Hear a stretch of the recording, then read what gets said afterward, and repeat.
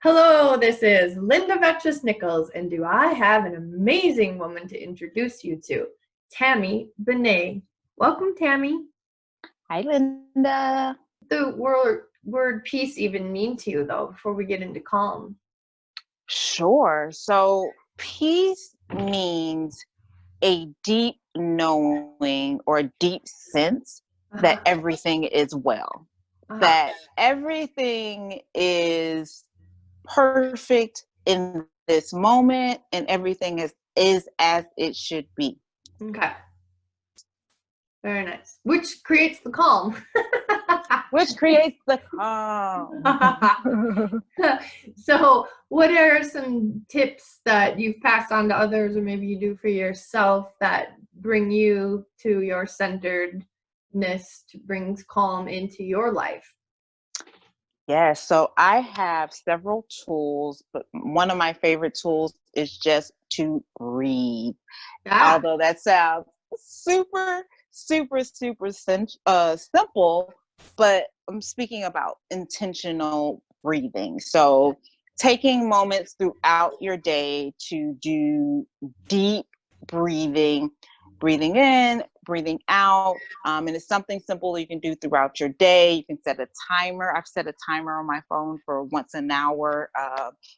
Sometimes morning, middle of the day, in the evening, where I'm just doing some intentional, simple breathing. You can count them. You can say, hey, I'm going to do 100 deep breaths a day or 50 deep breaths a day. But I wouldn't make it something too scheduled or too stressful. Just Right. taking time and remembering to do those deep breaths.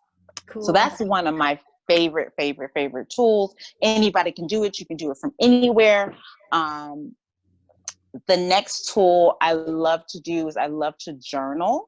Mm-hmm. I love to just journal out all my thoughts in the morning when I first wake up. I love to reflect on my days. So I have several journals. Again, kind of one that when I first wake up and I just kind of journal out morning pages, if you're familiar with morning pages. And then just kind of journaling, reflecting my day. If you're having anything that is going on, or especially if you have lost your job, just really journaling about kind of that experience and how you're feeling about it in your last position and things like that. So yeah, journaling is a huge tool that I use in my toolbox. Meditation, again, this isn't something that you have to sit for an hour Oh, amen. and do. Active meditation, baby. That is where I come from. That is my thing. For me, it's coloring. Coloring, yes, I with love with gel. color. Oh, yeah, with gel pens. Ah, pretty, pretty. Gel pens or color pencils or yeah. I like to do to create planners, and I know everyone's digital these days, but I like to get my planners and just plan and write and put stickers and make it all fancy and cut out pages and do things. So that's my meditation practice as well, at least once a week. I love it. Yeah, drawing or doing those active meditations I love. Or even just downloading a quick app and doing something 5 to 10 minutes. Again, if it's taking you forever, then you're doing it wrong. Just making it a fun part of your day and Yeah. seeing where you can incorporate it in your day as it already is. Don't worry about this has to be super structured and this has to be super complicated. Right, and I have to do it at this certain time every single Yes. day. That's really getting into that masculine energy, which is what doesn't keep us calm and it gets us really messed up because we just can't keep up with it. Yeah, so it's that flow, getting into calm so that you can take action. Yeah, very cool. Mm-hmm. And then how about the heart? I know I've been taught, like, go to the back of your heart and that lowers your shoulders. What do you talk about when it comes, or what do you even think about when it comes to the word heart? So talking about practices and tools again, when you're thinking about being up in your head and your head's chattering and all the things you need to do, and taking a deep breath and just kind of dropping down into your heart space, and remembering just and this could be simple as rubbing your hands together to get the energy going, and just putting your hands directly over your heart and remembering that it even exists. Wow. Sometimes we just forget that it's even there. Yep. So intentionally remembering that your heart exists, breathing in and breathing out through the heart, and remembering, hey, I have a heart. I have another center in which I can produce thoughts and feelings and actions from. Right.